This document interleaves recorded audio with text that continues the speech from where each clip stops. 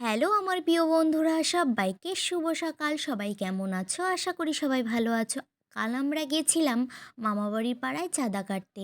এখানে দেখো আমরা পাড়ায় একটা ছোট্ট করে পুজো দিই, তার জন্যই কিন্তু গেছিলাম। আর এদিকে কিন্তু গিয়ে দেখি মামি কিন্তু আমাদের জন্য পাস্তা রেডি করে রেখেছে। আর শুধুমাত্র আমাদের জন্যই কিন্তু করেনি, এখানে দেখো কারখানার প্রত্যেকটা ছেলেদের জন্যই কিন্তু মামি এখানে করেছে। আর অনেকটা পরিমাণেই করেছে কিন্তু। আর মামি কিন্তু পাস্তাটা খুব সুন্দর বানায়। এখানে দেখো মামির হাতের পাস্তা খেতে চাইলে কিন্তু অবশ্যই আমার মামির বাড়ি আসতে হবে। আর মামার তো একটা ছোট্ট দেখে কারখানা আছে, কারখানার ছেলেদের জন্য এখানে দেখো মা এখন বেড়ে দিচ্ছে, আর মামা কিন্তু এক এক করে সবাইকে দিয়ে দিচ্ছে।